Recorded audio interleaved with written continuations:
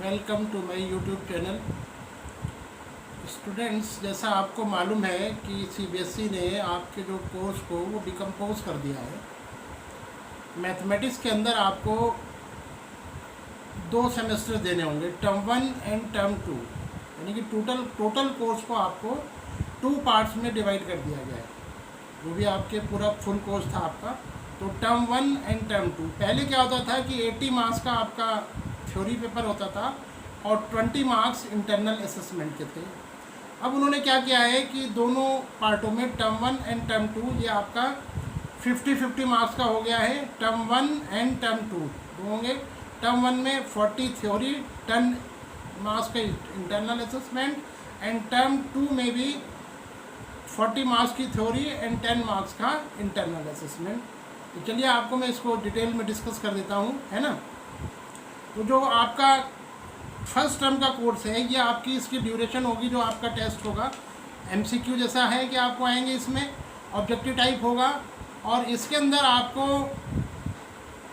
90 minutes मिलेंगे question paper को solve करने के लिए ओएमआर शीट पे। तो इसमें जो आपके टॉपिक्स रखे गए हैं वो हैं आपके नंबर सिस्टम 6 मार्क्स का आएगा आपका, algebra 10 marks, coordinate geometry 6 marks, geometry 6 marks, trigonometry 5 marks, mensuration 4 marks, statics and probability 3 marks, यानी कि टोटल ये 40 हो गए और 10 आपका इंटरनल असेसमेंट का है, तो टोटल ये आपके 50 हो जाएंगे। अब जो 10 मार्क्स आपका इंटरनल असेसमेंट का है, उसमें इन्होंने जो आपके पीरियोडिक टेस्ट होते हैं वो आपके 3 मार्क्स की वेटेज होगी, जो भी स्कूल कंडक्ट करेंगे और उसको फिर समराइज करके 3 मार्क्स पे ले आएंगे। मल्टीपल असेसमेंट जो आपका पोर्टफोलियो है वो आपका 2 मार्क्स का होगा, जो नोटबुक वगैरह और ये सब चीज़ें आप लेके चलते हैं, ठीक है ना। तो ये 2 मार्क्स के दोनों आपके हो जाएंगे।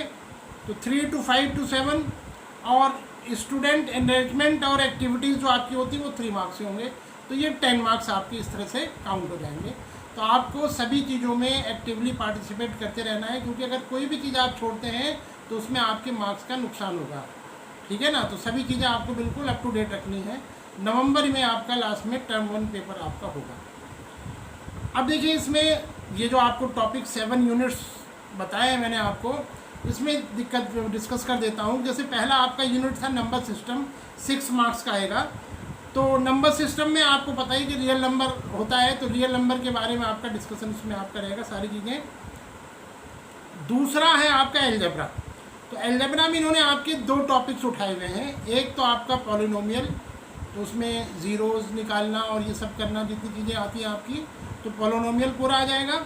और pair of linear equation in 2 variables, pair of linear equation in 2 variables, तो उसमें दोनों मेथड्स, ग्राफिकल मेथड और एल्जेब्रिक मेथड। एल्जेब्रिक में उन्होंने क्रॉस मल्टीप्लिकेशन आपका हटा दिया है। ग्राफ में तो वही कंसिस्टेंट और इनकंसिस्टेंसी पता करना और इसके बाद सॉल्यूशन निकालना ग्राफिकली।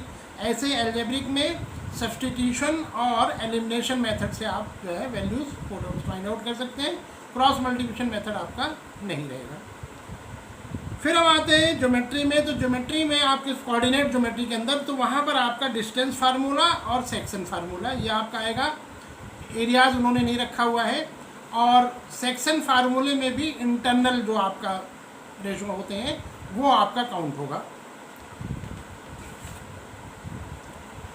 ज्योमेट्री में आपके ट्राइंगल्स चैप्टर आएगा, तो उसमें जो आपकी थ्योरम्स प्रूफ वगैरह होती है वो आप देख लीजिएगा। काफ़ी इतना डिटेल करेंगे तो वीडियो काफ़ी लंबा हो जाता है।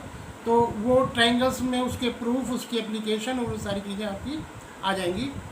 ट्रिग्नोमेट्री के अंदर क्या किया हुआ इन्होंने, इंट्रोडक्शन टू ट्रिग्नोमेट्री, यानी कि जो आपके एंगल्स होते हैं 30, 45, 65, इनकी वैल्यूज़, आइडेंटिटीज़ और उन पे बेस्ड क्वेश्चंस, ये सारी चीज़ें आपकी फर्स्ट में रहेंगे।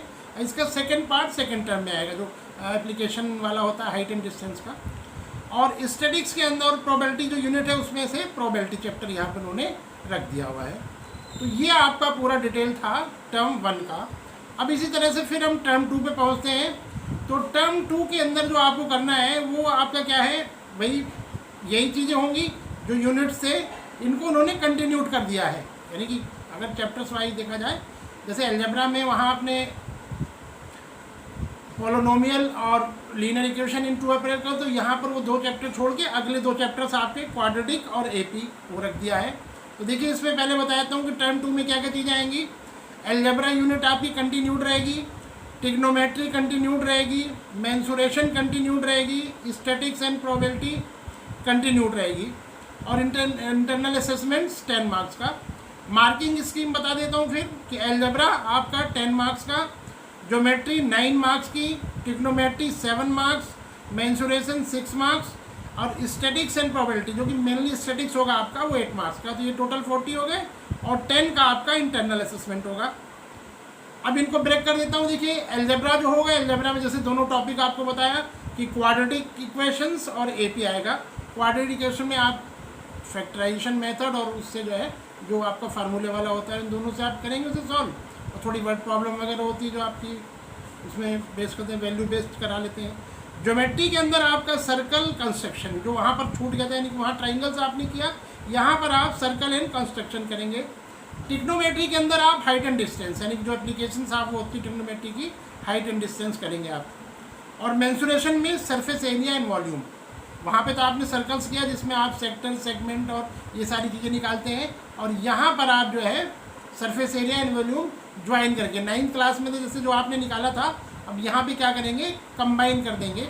जैसे टॉयज वगैरह बना के कि एक हेमिस्फीयर बनना है, उसके ऊपर एक कोन बन रहा है, तो वो ज्वाइन करके जैसे निकालना है, तो वो आपको वो चीज़ आपको सरफेस एरिया और वॉल्यूम में वो मिलेगी आपको। और स्टैटिक्स एंड प्रोबेबिलिटी में जैसे बताया कि स्टैटिक्स प्रोबेबिलिटी का चैप्टर तो आपका फर्स्ट टर्म में आ जाएगा, तो यहाँ स्टैटिक्स होगी, मीन, मीडियन, मोड वगैरह सब निकालना। इसमें भी आपका डायरेक्ट मेथड और एज्यूम मेथड से ही आपको मीन निकालना होगा, और जो स्टेप डेविएशन मेथड था वो आपका नहीं है। तो इस तरीके से आपका टर्म 2 हो जाएगा। और फिर इंटरनल असेसमेंट बिल्कुल उसी तरीके से कि जो आपका यूनिट टेस्ट है, पीरियोडिक टेस्ट, वो 3 मार्क्स के और 2 मार्क्स के आपके पोर्टफोलियो और होंगे, और सब्जेक्ट एलिमेंट और एक्टिविटी 3 मार्क्स की, तो टोटल 10 हो जाएंगे। तो ये इस तरह से आपका डिस्ट्रीब्यूशन हो जाएगा।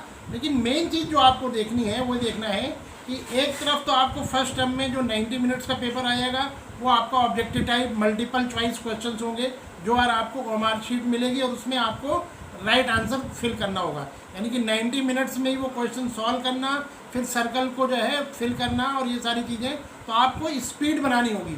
वहाँ पर वो स्पीड गेम होगा, क्योंकि आपको वैल्यू बेस्ड क्वेश्चन भी होंगे सारे मल्टीपल चॉइस ही, क्योंकि आपको ABCD में से एक आंसर करना है। लेकिन आप स्पीड होगी, और कुछ क्वेश्चन ऐसे भी होने चाहिए जो आपको देखते उसका आंसर पता चल जाए, क्योंकि वरना आपको कैलकुलेट करने में टाइम लगता है, इसलिए आपको प्रैक्टिस करके लेके चलना पड़ेगा। और सेकंड जो होगा वो शॉर्ट और वेरी शॉर्ट, लॉन्ग, इस तरह से ये सारी चीज़ें होंगी उसमें, और वो आपका पूरा थियोरिटिकल टाइप का जैसे होता है कि उसमें सब्जेक्टिव टाइप होगा, और उसके अंदर जो है 2 आवर्स आपको मिलेंगे। वो आपको वही मार्च लास्ट में जैसे भी CBSE आगे पीछे करती रहती है। बाकी ये जैसे माहौल चल रहा है, तो वो मैंने आपको एक पहले वीडियो बनाया था, अगर आप लोग चाहें तो उसे देख सकते हैं, नहीं तो दोबारा बता देता हूँ कि यहाँ पर ये रहेगा कि जो भी पेपर आप ऑफलाइन देंगे उसकी वेटेज वो बढ़ा देंगे, और जो ऑनलाइन देंगे उसकी वेटेज कम रखेंगे, चाहे वो टर्म 1 हो चाहे वो टर्म 2 हो। तो इस चीज़ का आप ध्यान रखेंगे। और अगर आपको मेरा ये वीडियो अच्छा लगा हो तो आप इसको लाइक कर लें, शेयर कर दें, है ना, और बेल आइकन को दबा दें, जिससे कि आपको जो भी लेटेस्ट मैं वीडियो डालूंगा उसकी नोटिफिकेशन आपको मिल जाए, क्योंकि CBSE टाइम टू टाइम आपको नई नई जानकारियाँ देता रहता है, और मैं आप तक पहुँचाता रहता हूँ। Thank you very much.